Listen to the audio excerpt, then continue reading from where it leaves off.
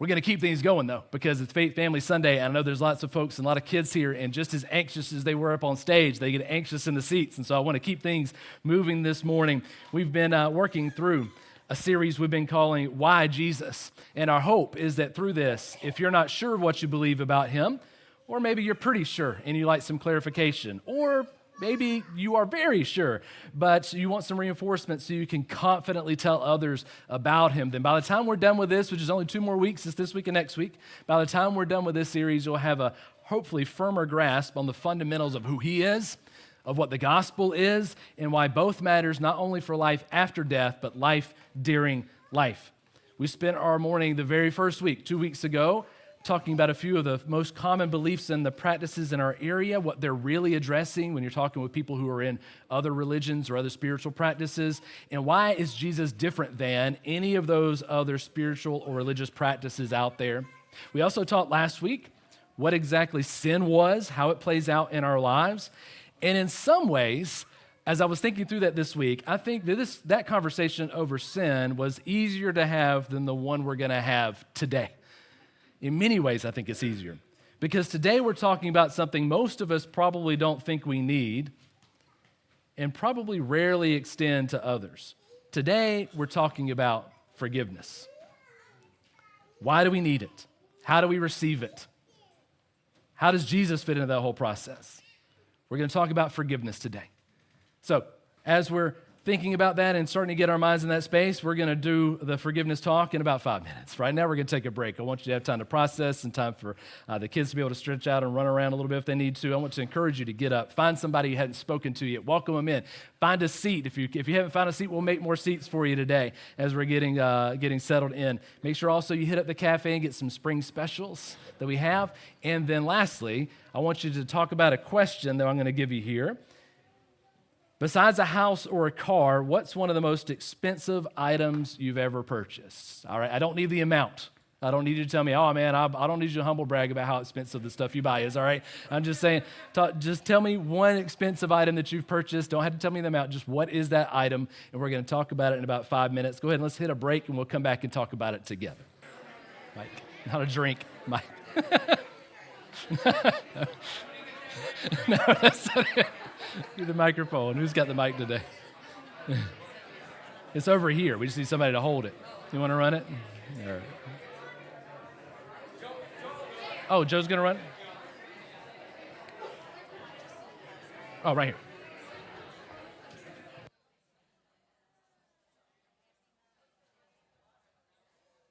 Check 1, 2. You got it, sir. All right. My sons love it when I do all right. So I'm going to do that. Keep having your conversations. Keep that going in the cafe. Grab as many peep lattes as you want to. Get two-handers if you need to do that while you're in the cafe. While you're doing that, we're going to talk about what's the most expensive item that you've purchased. I don't need amount, just what the item was. Joe's going to help us out by walking around. You got one for us already? You going to start us off? Go for it. I bought a $28 Lego set. Lego sets. Nice. That's not too bad. There's much worse out there for Lego sets. Your sister, and then we'll get out this way. I got my guinea pig. Your what? My guinea pig. Guinea pig. That can be expensive in multiple ways. Yes, absolutely, Brian. Molly, this is for you. Our kids. Yes, absolutely. We may not have bought them, but we certainly pay for them. You are paying. No doubt. All right, Miss Moran in the back there, Joseph. And then we'll come in this way. My tuition to the Culinary Institute of America. School fees, man, yes. Sharon behind you. And then we'll work this way. I bought Walt a gun. Hey, there you go. That's an amazing gift.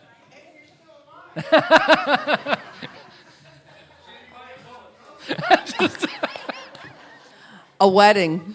A wedding, yes. Golly, those are so expensive. A camper. A camper. They'll pay for more than that, more than one way, right, Brian? A camper? My wife's car. Car, yep. Wife's car, not just yours, wife's car. Plane tickets. Plane tickets. Yeah, air travel is so ridiculously expensive. All right, who else? You got some more stuff y'all bought that's crazy expensive? Oh, Jack up here, Joseph, and then one over here. So we'll work you around this way. Get Zach. So the wife reminded me of this. we got a dog, and our Daisy was a bit of a, price tag as it was just to get a dog. But then to find out 3 days later you need emergency surgery on that dog to save its life after you just introduced it to your kids and wife. So, Sheesh. Yeah. That's goodness gracious. What a great find. I'm going to have to say guns Yeah. and then Tom's motorcycle. There you go. Motorcycles, yes, and guns. Two fun and expensive purchases. All right. You run much faster than Rich. I had to get on Rich. Where you at, Rich? You're in.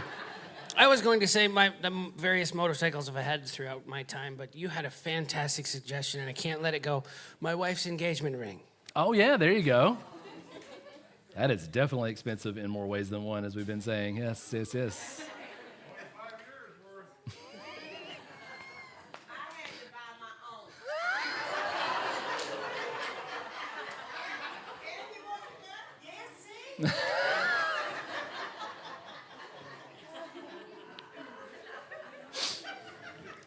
That's great. All right, anybody else? Those are awesome. Thank you for sharing. Thank you, Joseph. If you want to run that to the back for me, that would be great to Miss Carrie. That'd be fantastic. Thank you so much for jumping in on that.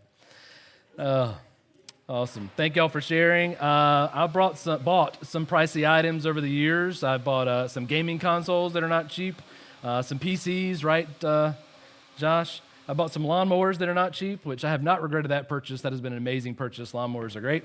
But there was one this week that stood out to me that was costly in more ways than one.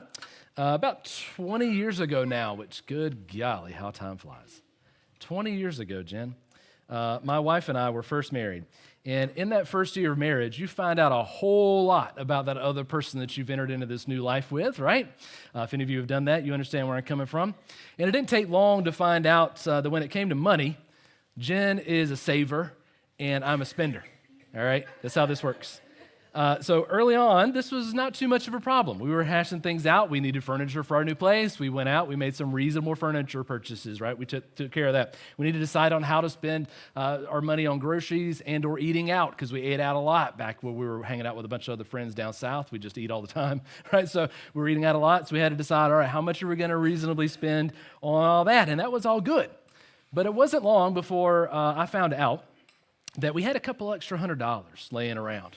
And I was just burning a hole in my pocket. I had to find out, how do you spend an extra couple $100? Surely there's something we could use or need or just have to have for a couple $100 that I could use it for, right? And so I decided it was the perfect time to buy a surround sound system for the living room. Oh, thank you, John. Oh, yes. Yes, of course you should.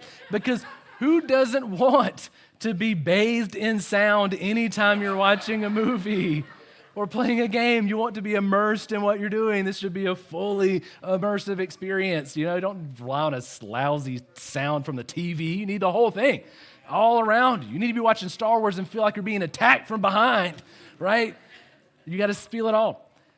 Now, apparently my wife, as she's already raised her hand rigorously up here, she does not want to have that experience.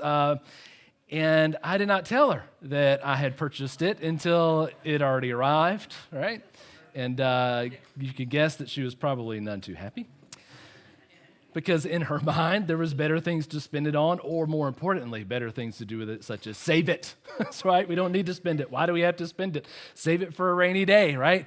So it was a slightly frivolous purchase that I paid for in more ways than one. Definitely. Especially early on. We're talking about forgiveness today.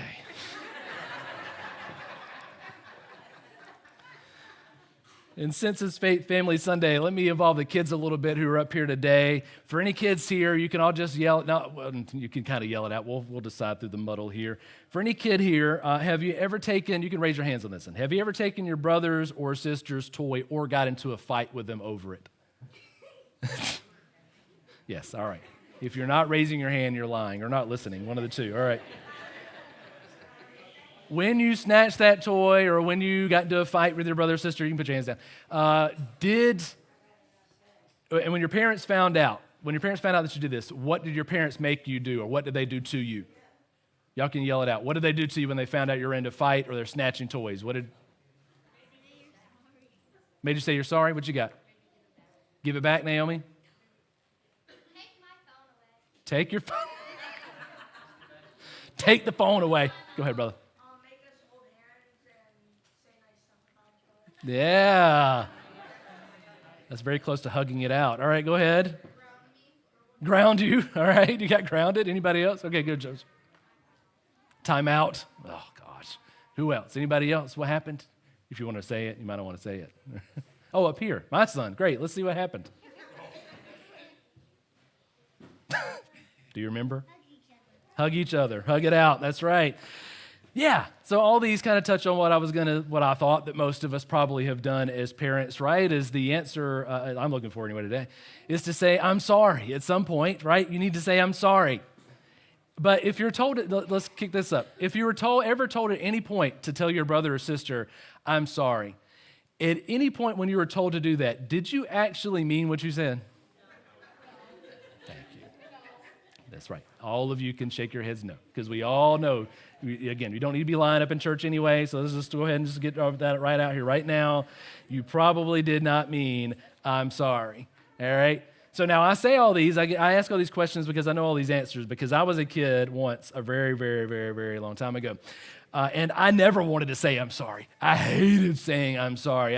All that was within me burned against me to say, no, I will not say I'm sorry. For I will say it in the most begrudgingly way possible, just because I have to, not because I legitimately am. But we all do this, don't we?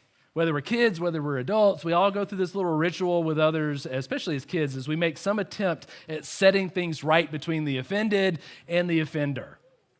And we hope that on some level, as parents anyway, I think I do occasionally, is that we hope even some forced attempt, hug it out, you got to go hug, you got to hold hands, whatever the case is, right? That even some forced attempt is going to make the forgiveness, make the apology, it all makes it better on some level, right? We hope that hopefully it'll work its way through into their hearts and not just outwardly, right? We hope that on some level they're going to be sorry for what they did. Really, legitimately sorry. Now let's flip it to the adults. When's the last time you said I'm sorry? Anybody here remember the last time you said you're sorry as an adult? Oh, Walt, immediately you shoot your hand up, Walt. I'm super excited to hear when the last time you said you're sorry was. A couple of seconds ago, perfect. I love it. Any other adult? When do you want to say you're sorry? Like Sherry, when's the last time you said? Yesterday? Danny? This morning? Recently? 10 minutes ago? All right, anybody else? Perfect. Now, here's the thing. If you're some people, especially guys, Walt's an exception, right? Especially guys, you might have a hard time saying I'm sorry. You probably don't say it too often. Most of us don't have somebody holding us by the ear and dragging us to the person we've hurt and say, you better tell them you're sorry, you're not going to get your phone, right? That's not what's going to happen, right? We don't have somebody doing that to us. And even if they did, when we say it, how often do we really mean it? Now, you don't have to tell that part out loud, Walt. I'm just saying. We say it, but how often do we really, really mean it? How often do we really, truly regret what we've done? Now, again, you don't have to tell me. Just think about it in your head. Being sorry, regretting what we've done, that's actually a fairly rare thing. It's really rare.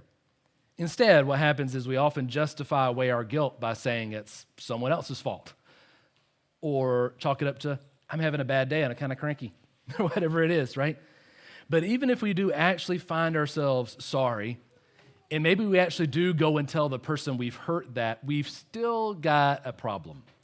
Because feeling guilty and even apologizing isn't the same as seeking forgiveness. It's not the same. All right, so let me make sure you understand that. Saying I'm sorry and even feeling sorry is not the same as seeking forgiveness. Not the same thing. So what exactly is forgiveness? Let's imagine this. Imagine a stranger enters your house and breaks a lamp. Maybe it's John's leg lamp that he loves so much to put out for Christmas, whatever it is. Oh, it's not John's. I'm sorry. Maybe it's Jen's leg lamp. Whatever it is in your house. The lamp gets broken. You got two options here. Someone comes to your house, stranger, breaks it. You got two options. On one hand, you could refuse to forgive them, and you could even force them to pay out the cost of the lamp, right? It's your lamp. You need to get the money back so you can buy a new lamp. You could force them to pay for it. On the other hand, you could choose to forgive them. In that case, you absorb the cost of the lamp, either by buying a new one or going without light in your house. In any case, whether it's on them or whether it's on you, somebody pays the debt. Somebody pays the debt. When we're seriously wronged, we all have this innate sense that the offender, the person that has wronged us, has incurred some sort of a debt that must be dealt with. Right? It's not just an emotional feeling. It's something that we know is wrong that needs to be reconciled. There needs to be a clearing of that debt before we're good again. The question is, how do we deal with it? When someone offends you, someone hurts you, you can make them suffer. That's one way to deal with it. You could withhold from them, particularly if you're talking about spousal or close, intimate relationships. You could hold back and not give of all of yourself to them. You could be reclusive. You could maybe even confront them if you're that type of person, or just where you're at in that moment when you're hurt. You could hurt them back. And all of that may get some satisfaction from you on some level. However, that doesn't pay the debt that they owe. And actually what it results in is you becoming harder, you becoming colder, you becoming more self-pitying. It may even be cause you to hold this grudge, right? You may hold it against them for so long it becomes this built-up grudge in your heart that weighs you down. Your very soul becomes heavy, and you become cynical or prejudiced, not just against the offender, but against anyone that's like them. You ever seen that? You ever seen someone who's divorced and like all women are like, I just can't stand any women anymore? Or the same thing for men. Maybe you get divorced and all men are just pigs, whatever the case is, right? That hatred is so bad, that debt is so heavy, and that grudge so hard that everything else and everyone that's like that person that offended you is now in the same camp as they are. Now everybody owes you. Payback through revenge doesn't make the debt go away, whatever form of revenge you take. Instead, it makes the debt grow bigger and bigger and bigger. Forgiveness means refusing to make them pay for what they did. In doing so, you are going to absorb that cost that they deserve. Here's the kicker, though. Forgiveness, at first anyway, always feels worse than payback. Always feels worse than bitterness. Always feels worse than resentment. Every single time, I guarantee you, it will always feel worse in the beginning. Forgiveness costs much more up front, but on the flip side, leads to total freedom later. It has to be granted before it can be felt, though. You can't just say, oh, well, I'll apologize when I feel like it. Guess what? When are you going to feel like it? Never. No, you're never going to feel like it. No, you have to grant it before it can be felt. But I want to give you the biblical definition of forgiveness and how it ties into this and how we're going to take it from here. Biblical forgiveness means absorbing the debt instead of the wrongdoer, which we just talked about, but in order that you may reach out to them in love and seek your enemy's renewal and their change. Let me read that one more time. Biblical forgiveness, when we're following Jesus, what he is practicing and calling us to practice means absorbing the debt instead of the wrongdoer so you can reach out in love to seek your enemy's renewal and change. That's way beyond I'm sorry. Way beyond I'm sorry. In the story of Jesus, we see this play out on a cosmic scale.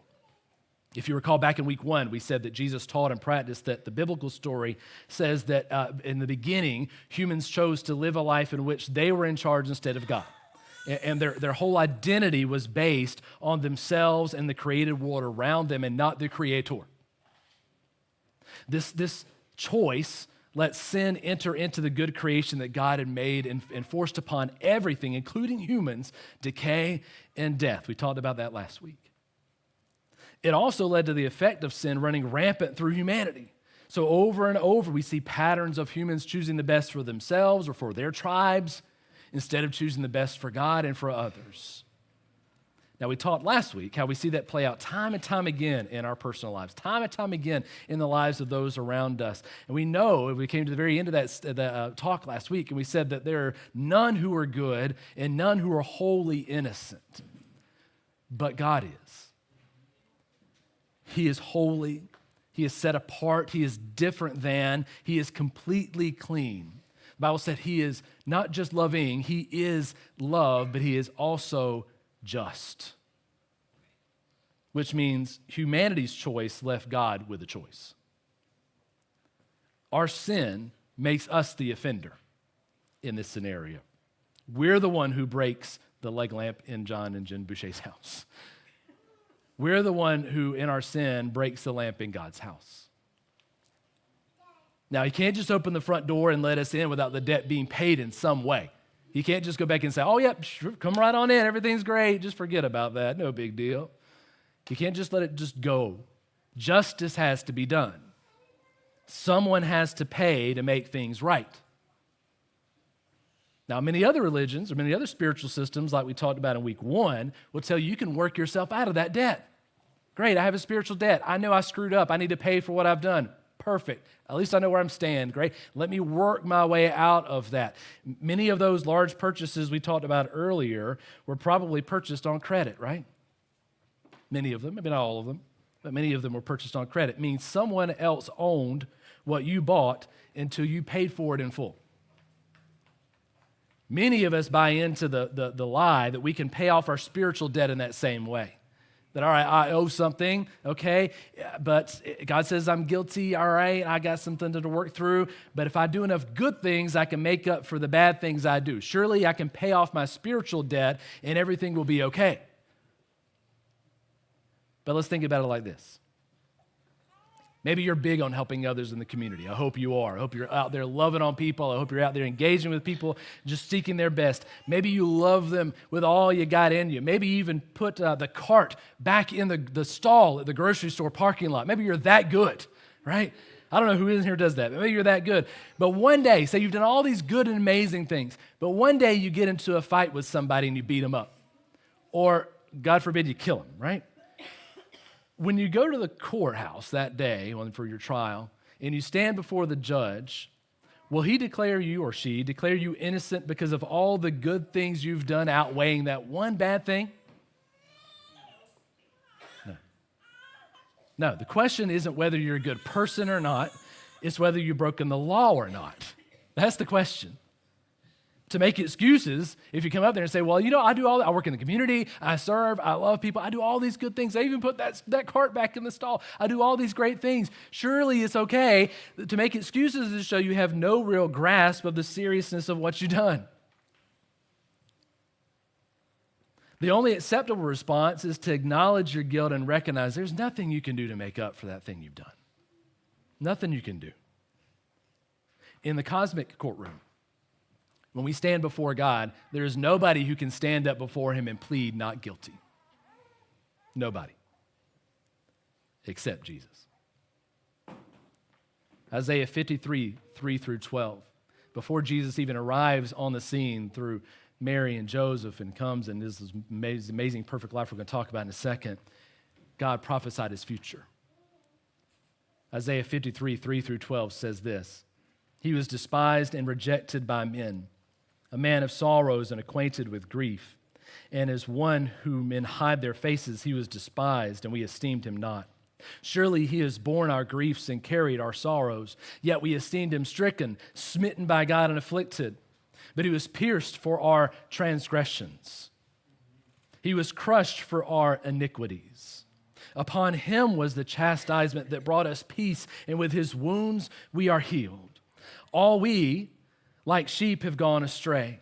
We have turned every one to his own way, and the Lord has laid on him the iniquity of us all. He was oppressed, he was afflicted, yet he opened not his mouth. Like a lamb that is led to the slaughter, and like a sheep that before it shears is silent, so he opened not his mouth. By oppression and judgment he was taken away. And as for his generation, who was considered that he was cut off from the land of the living, stricken for the transgression of my people. Yet they made his grave with the wicked and with a rich man in his death, although he had done no violence and there was no deceit in his mouth. Yet it was the will of the Lord to crush him. He was put to grief. When his soul makes an offering for guilt, he shall see his offering. He shall prolong his days. The will of the Lord shall prosper in his hand. Out of the anguish of his soul, he shall see and be satisfied. By his knowledge, shall the righteous one, my servant, make many to be accounted righteous, and he shall bear their iniquities. Therefore I will divide him a portion with the many, and he shall divide the spoil with the strong, because he has poured out his soul to death and was numbered with the transgressors.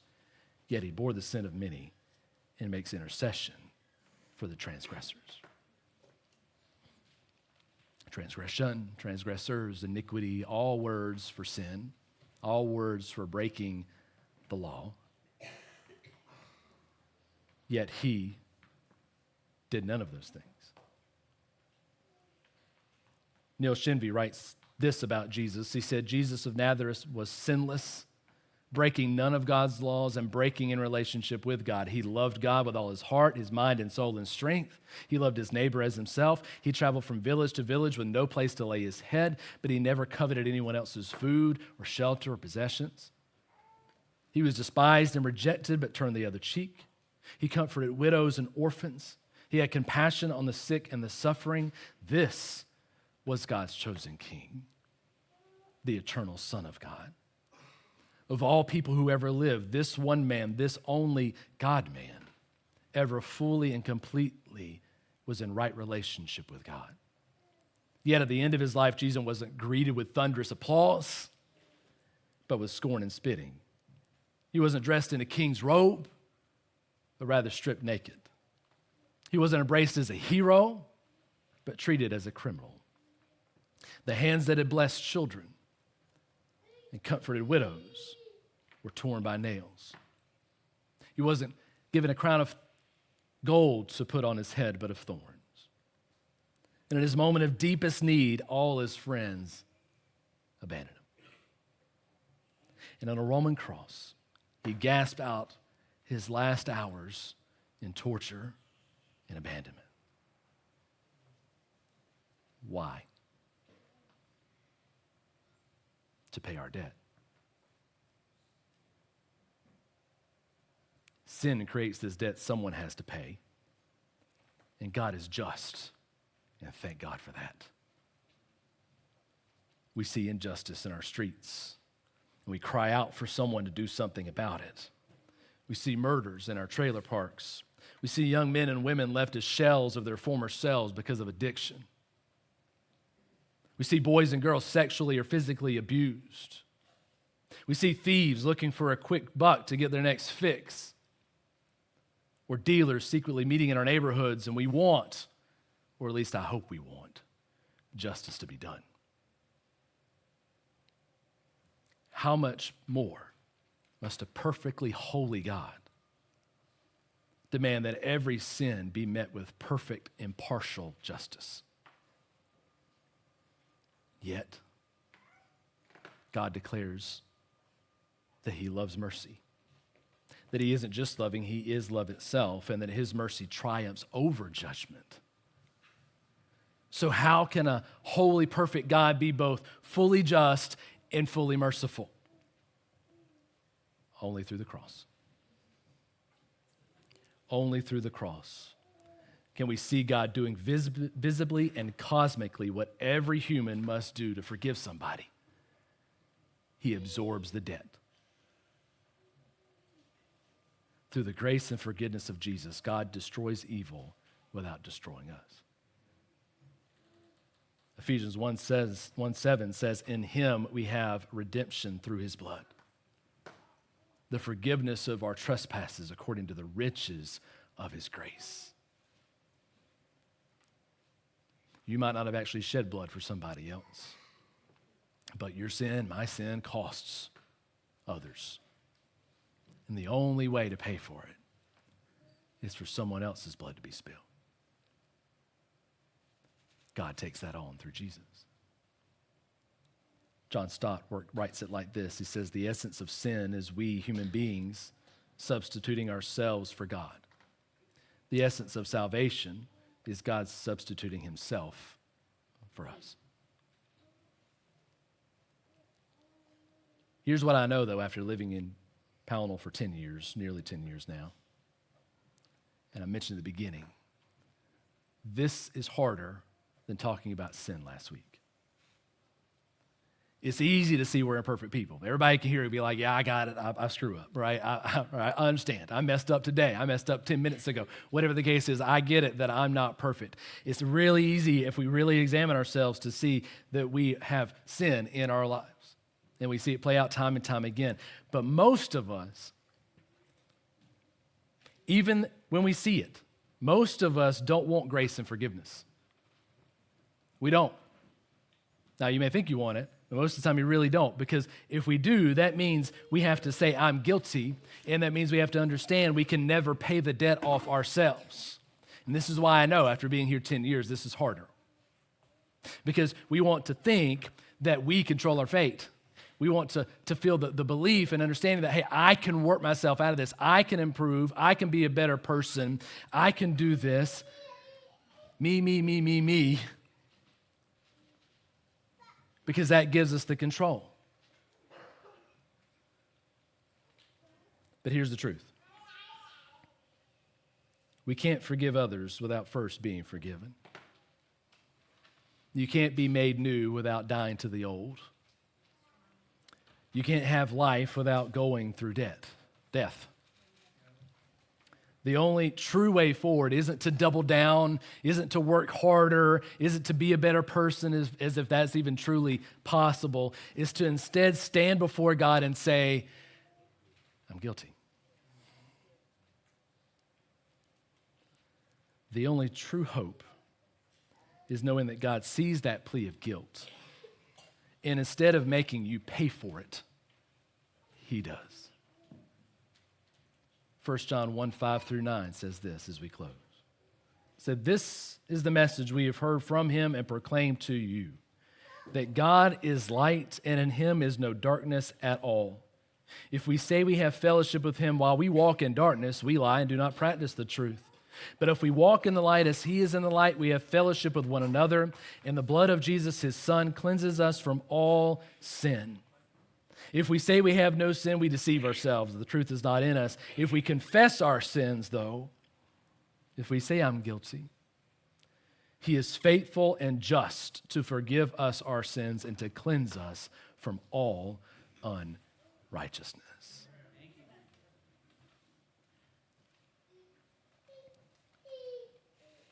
So I hope we come to this point in this series where we talked about who Jesus is and why it's important, why we need a rescuer. We look at sin and we realize sin's bad. But I hope we come to the point here that we realize that not only are we all sinners, but that we all need to say, I'm guilty. And we all need ultimate forgiveness that we can never achieve on our own. I pray that you don't leave this church and walk out and say, oh man, that was great. I'm so inspired. I'm just going to double down and work harder and be better than I was before. No, don't leave here saying that. Don't leave here saying, all right, I got some things to work on. No. What we should be coming to right now is the place where we say, I'm guilty and I need forgiveness. And it's not just a one-time thing, guys. You can't get to this point and be like, all right, great, I admit it, I screw up, I need forgiveness, and you go to God, we're going to pray together, and maybe you pray with us, and you get to that point, and you're like, all right, I got it, and that's it, I just leave it there. Every day I come before a holy God because I know I'm not. And I have to come before him and say, Lord, please forgive me. I didn't do today what I should have done. I messed up. I've hurt somebody else that I shouldn't have. And yeah, maybe I said I'm sorry. But I need forgiveness. It's a daily process of coming back to the Father. And it's a daily coming back to the Father knowing that he is faithful to then say, I've taken on that debt. Yeah, you're guilty. I paid for it. I've covered you. And I will keep covering you again and again and again. There's no amount of times you can screw up that God's not going to come back over you and say, I got you. There's a limit to my forgiveness. There's no limit to the forgiveness that comes through Jesus. So today, maybe you're here and you need to come to the point where you are admitting that you need forgiveness. That you're not going to work your way out of this. That you're not going to solve this on your own. You can't double down and be good or better than. That you come before the throne today and you say, Lord, I'm guilty. And when you come to that point, what that requires is more than a plea of guilt. It's a conversation with the Creator. It's the coming back to Him and not only being forgiven, but being remade. For having your life completely changed. We're going to talk about transformation next week. Transformation is only possible through forgiveness here and now in Him. So maybe you're here, maybe you're ready to take that next step. We're going to give you a chance to do that in just a second. But say, I'm not sure. I don't quite know. If that's you, then please, what we love, what I encourage each and every single week is for you to keep coming. Keep listening. We're going to talk about transformation next week. We're going to talk about mask in a couple of weeks. We're going to start a new series called Mask. We're going to talk about how do we live unmasked, completely our true selves with others. We're going to talk about how to work through that. We got a lot of things over this course of the year that God is going to unpack in and amongst this church, and we want you to continue to be here. So don't say, well, I'm not ready, and I'll come back when I am. No. We say it every week. This is a place where you can belong before you believe. Keep coming. Keep listening. Not to me, but to Him. Let's pray this morning.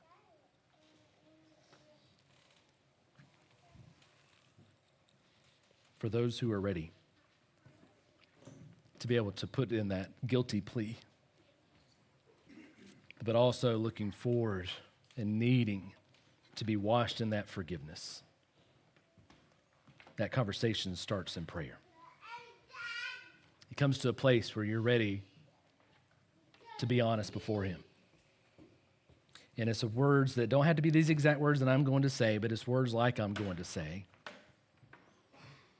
And as you're listening in, you pray your version of this back to God as He is speaking to you right now.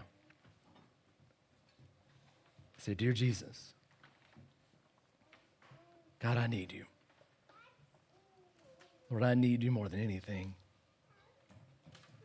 Because there's some days I don't want to admit it. There's some days I don't tell anybody. Some days I want to even justify myself away, but I am guilty.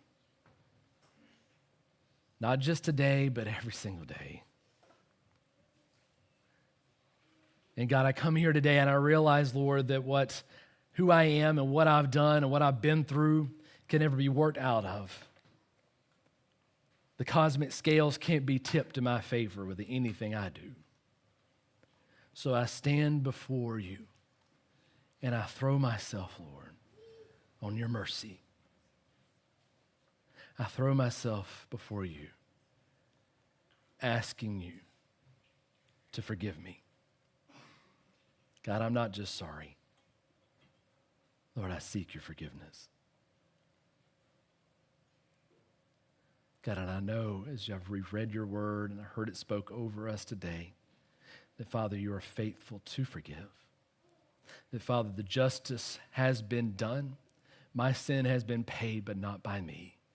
That only for the blood of Jesus have I been cleansed. Only because of the price that you paid on the cross am I forgiven. And God, you love me so much that you stepped out of heaven to do that for me. God, I'm not just guilty, I'm humbled. I'm humble before you, seeking the love of a holy God that I know I don't deserve, but I hear you're here to give me. Lord, take me, Lord, just as I am, and make me new through your forgiveness.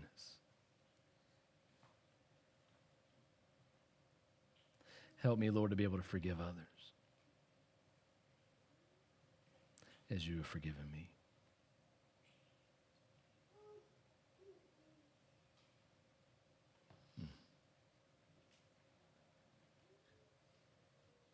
God, I thank you that you are faithful to forgive. That it's not just I'm sorry and you blink it away, but that you paid my costs. God, I praise you, Lord, that you are faithful and just, love and mercy, grace abundant and overflowing. God, I pray that we come to you, not just today, but every day, as we lean in and need that grace over and over and over again.